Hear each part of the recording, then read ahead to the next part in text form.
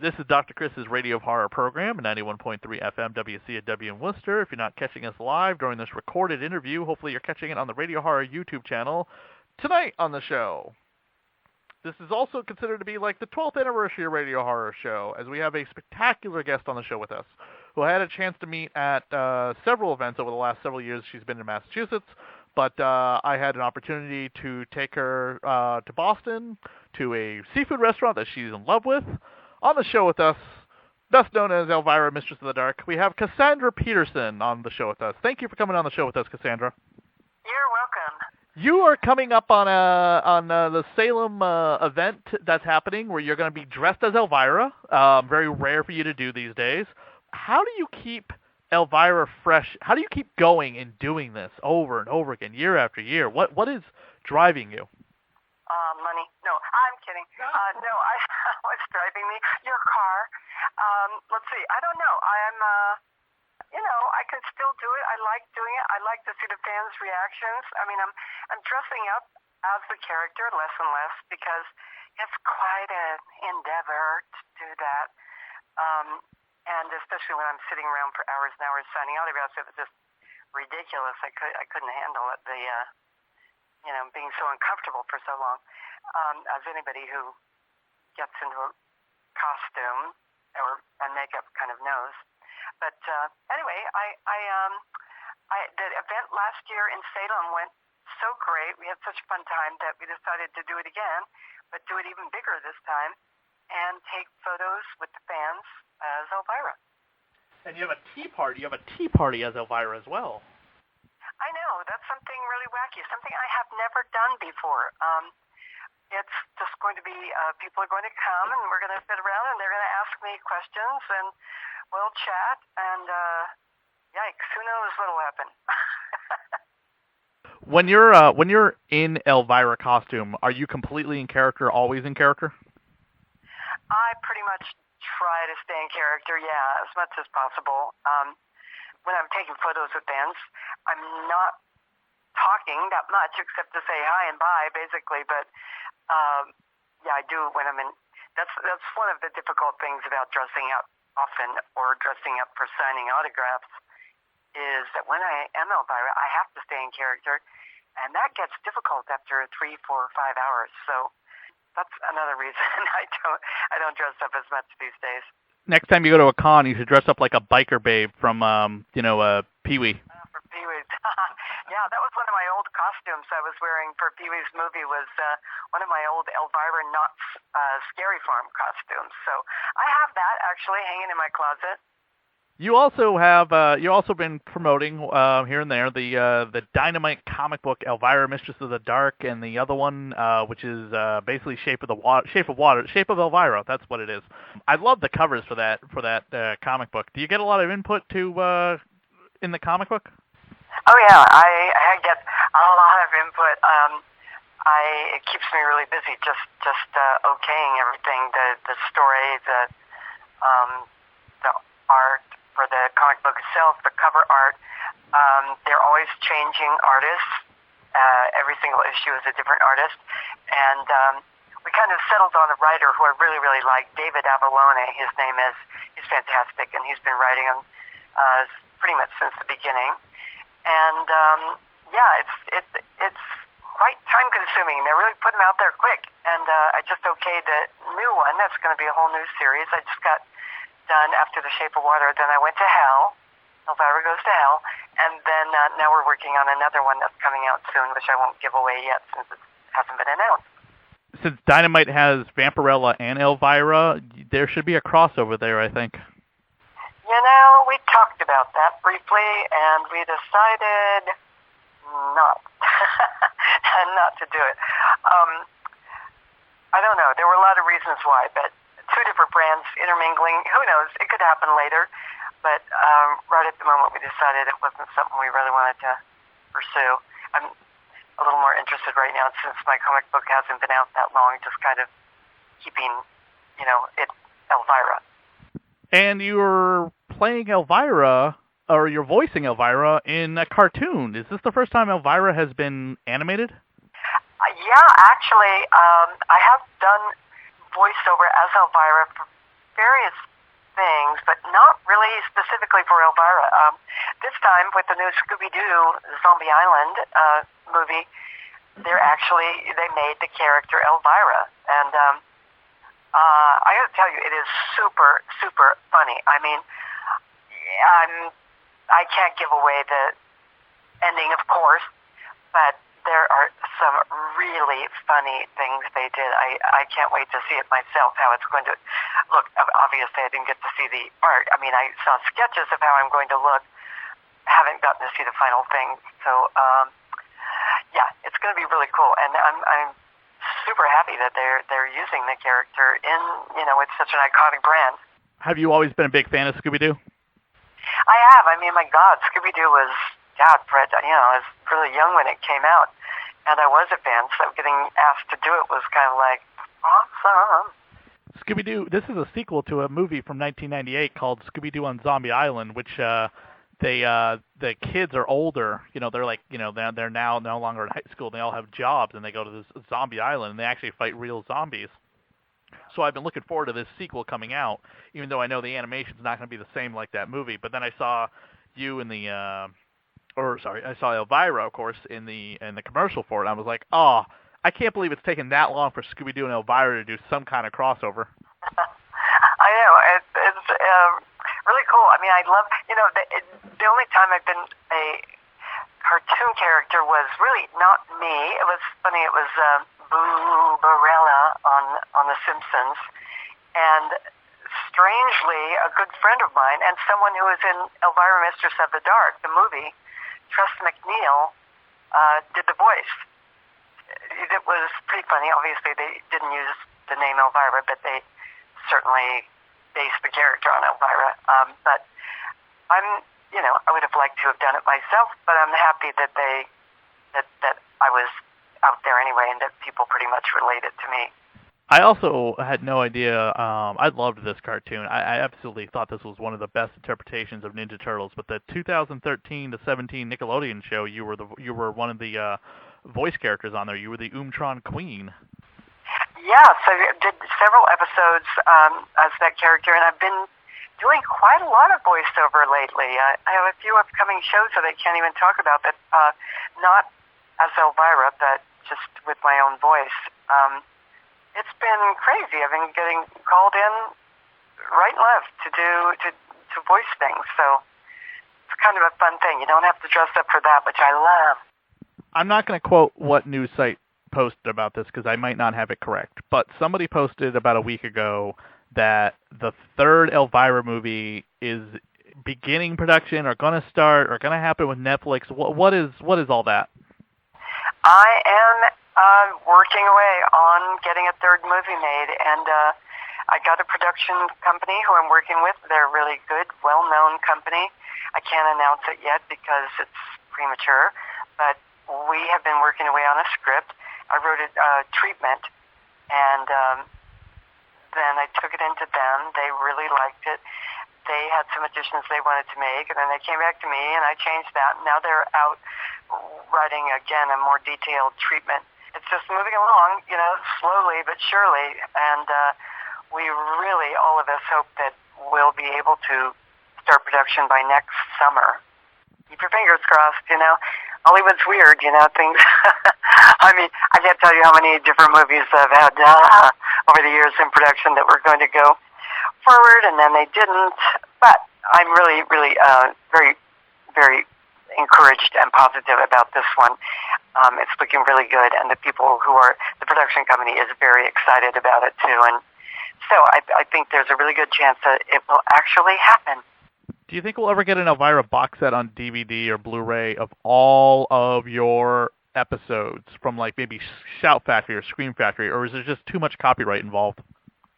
Too much copyright involved. I've pursued that for so many years, and I do own all of my footage from my early TV show, movie Macabre, that started in 1981 and went till 84 or 85. I don't know when it went, but for many years, and then it became syndicated also.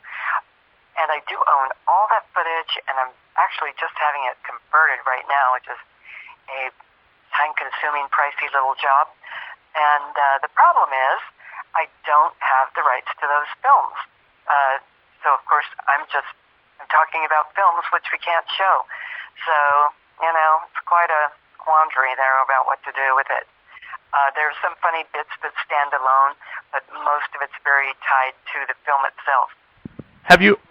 Yeah, most of those old films belong to like big companies like Universal or somebody who couldn't possibly afford what they would charge, to get the rights. Have you ever considered, or has there ever been any talk about you guest starring as either Cassandra or Elvira on like Joe Bob's new return show or the new returned Mystery Science Theater 3000? Yes, there just was. He just asked me to, and I am unable to do it because of my schedule. It was in October, and it was shooting in Texas, of course, but I would have loved to have done it, but already was booked up, unfortunately. But I love Joe Bob, and it'd be so fun to get together with him and do something. Did you watch every single one of the movies that we had to suffer through with you, or was there a film or two that you had to skip out that you were just like, Jesus Christ, this is garbage? I had to watch them all. That was why I got paid the not very big bucks. But no, I had to watch every single movie. I and my writing partner, John Paragon, wrote all the material, so he and I had to sit down and watch it and watch it and watch it, whether we liked it or not. And there were some that we loved and some most that were like really tedious to watch. A lot of those being like Italian or Spanish, movies that had been dubbed, and God, trying to just make heads or tails of them was difficult. Mostly they involved a lot of nudity, lots of lesbians, and all of that had to be cut out for TV. By the time we were done with those movies, you couldn't, make hide nor hair of them. It was like, what the hell is this? It has no story. Have you ever been approached to have a video game based on Elvira done up in some way? I have done video games. I've done a few. The most recent one I was just appeared on, Call of Duty. But I have had old school Atari Elvira games and all that. Right now I'm very excited because my new pinball machine's coming out. Right. Yeah. That was on Howard Stern, wasn't it? Howard Stern? Really? No, I swear. Okay, IMDb said Stern talks about new Elvira pinball machine. No, I wish it was Howard Stern. No, well, sort of, maybe not. No, Stern Pinball, who's the only pinball maker really going these days. Stern is making the machine, and it is an awesome machine. You can't believe how far pinball machines have come. I mean, I love them. I love old school pinball machines, and I really, really love my first two games, which are the same designers. I'm so happy to have those guys doing this new machine. But there is stuff involved you won't believe. I mean, there are clips from old movies. There are live video of me on the back screen, talking about the movie and talking about the moves the players are doing. It's super, super, what's the word? Techno pinball now, I guess. Yeah, there's a lot of gadgets, there's a lot of stuff happening in the game. Is that what you're saying? Yeah, so much now. You won't believe it. It's like a whole new trip. So, yeah, I'm really excited that's coming out. They're going to be on sale, and then I think they'll come and go really quickly. They're so cool. And I'm going to Chicago also to the Pinball Expo there to promote it very soon this month. That's fantastic. Are you going just as Cassandra, or will you be getting into gear? There, I'm just going to be going as Cassandra. People have to just play the pinball machine to get Elvira. But I just recently filmed all this stuff for the back screen. So just finished filming that about a month ago, and it came out really, really funny and great. If I do say so myself, I didn't write it, but... What happened to the Blu-ray for Elvira, Mistress of the Dark? Oh, it's out there floating around. It was a foreign a foreign company in Germany, and it is out there. You can get it. It is in German, but there's a way to make it speak English. But it was Nobody here in the U.S. has wanted to do it, so this company did it. I really have nothing to do with it. They did it. I have no rights to Mistress of the Dark of any kind. I'm shocked that like Arrow or Scream Factory has not tried to gobble that up. Yeah, you mean Shout Factory? Well, Scream Factory does the horror movies, but yeah, Shout Factory Select. Oh God, I didn't even know. Yeah, Scream Factory Scream Factory made the huge name for themselves. They're the division of Shout, but they put themselves on the map because they put out like the Halloween 2 and 3 like loaded with bonus material for the first time, giving those movies like their due, and they've been just going gonzo with like release after release after release of horror movie. And Shout Select would also probably do it as well because they put out like stuff like Dragnet or Bill and Ted's Excellent Adventure on Blu-ray that aren't necessarily horror movies. And obviously Elvira is a comedy, but it's got the horror elements to it that maybe Scream would be putting it out. Yeah, well, you would wish that would happen, right? I tried for so long to get a Blu-ray going, but with a company here in the U.S. and just could never make it happen. Also tried to get like a package going with Mistress of the Dark and Haunted Hills, and that's another thing that we couldn't get going. So you just I don't know. You try, but sometimes things don't work out. A couple days ago, and today, this morning, news broke that we lost horror legend Sid Haig. Yeah, I've been so sad about that all day. I really, really just loved Sid. He was just like a big teddy bear of a guy. I mean, he seemed so creepy in all of Rob Zombie's movies, but he was such a doll, and he and Bill Moseley were the two of my favorite guys to hang out with and do shows with.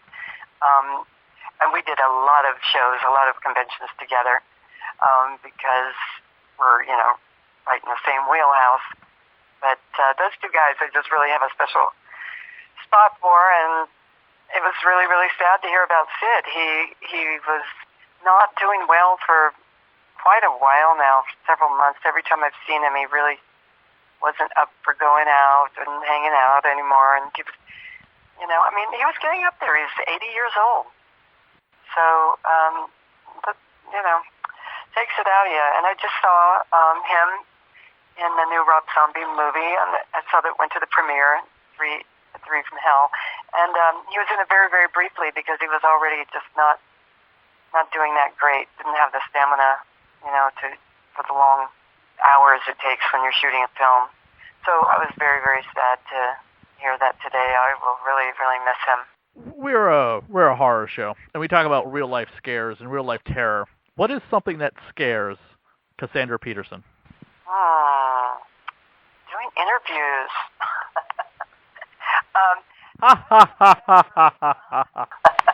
Yeah, it's true. I don't know. I don't have anything I'm super scared of.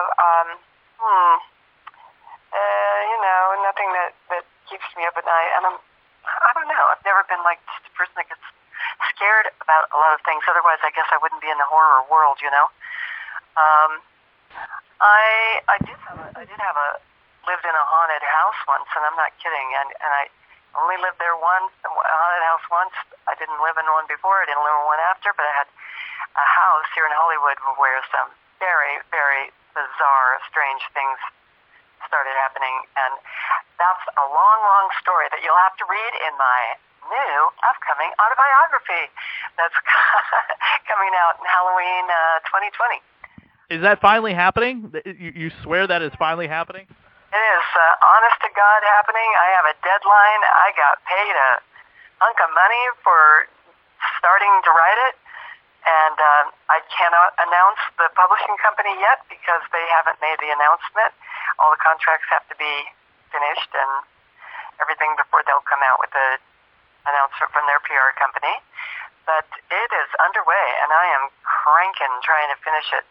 I've got a deadline of February so that they can print it and we can promote it and get it out there by not this Halloween, but the following Halloween. And you'll come back on the show to talk about this amazing biography when it starts hitting the stands, right? I will. I'll talk to everybody about it. They probably won't talk to me anymore, but I will keep your contact information handy, and I will give you a ring when I hear that it's coming out and be like, all right, let's have her back on. Okay. I'm scared. probably be hitting you'll probably be hitting the bookstore circuit to sell it anyway, and there'll be bookstores everywhere selling tickets to be like, meet Cassandra Peterson, sign the Yeah, that's part of my contract. That's, what I'll be doing is traveling around, making appearances at bookstores and wherever to promote it. Yeah, but I'm excited. I finally got a deadline. Otherwise, this thing would drag on for another 20 years. I just have to do it. Otherwise, I ran into a friend of mine, Larry Karaszewski, the other day, who's a fantastic writer. He wrote the Ed Wood movie that came out, Tim Burton did. Right. Yep. And anyway, Larry was saying, I said, oh God, I just got a deadline for my book, and I'm so freaked out. And he said, you have to have a deadline. He goes, otherwise, if they give you 15 years to write it, it'll take you 15 years. If they give you 2 days, it'll take you 2 days. You have to have a deadline or you won't ever get it done. So I finally got one. Are you an avid reader yourself? I am. And right now it's funny, I'm reading autobiographies nonstop of everybody. Elvis, Tom Jones. They're not autobiographies, those are biographies. Yeah, I'm brushing up on that, my memories of that. And just every rock star you can think of Pamela DeBar, the #1 groupie in the world. And Pamela actually has been helping me edit my book. So that's been really great. And so I'm just, going back in my memories and trying to kind of jog my memory about various people I've known over my career and my life. I haven't even gotten to the part about Elvira yet. I swear to God, I've been writing it for 15 years now. I haven't gotten to Elvira. Well, you had This book's going to be longer than the Bible, seriously. Well, you had a long career before you were Elvira, because you were Elvira when you were, what, 29, 30? 30. Yeah, so I had a long career. I had, started dancing as a go-go dancer when I was 14, and I had worked ever since then. I went to Las Vegas as a showgirl and then came to LA and worked as an actress. So I had a long and wacky career before Elvira came along. I very often tell people, finally, when I got Elvira, things calmed down. One of my favorite biographies is by Roger Moore, My Word is My Bond, and it's not even until halfway through the book that he finally gets to James Bond. Oh, well, there you go. See? Well, I'm going to have to read that just to see what happens. But it's true. He had such an amazing career for so many years before he finally became James Bond.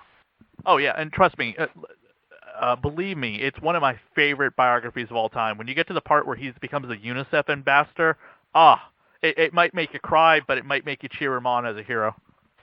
Wow, I would love to hear that. That is awesome. Yeah, I've been reading everybody when, horror people. I've just, a lot of, Stephen King, one of my favorite books on earth.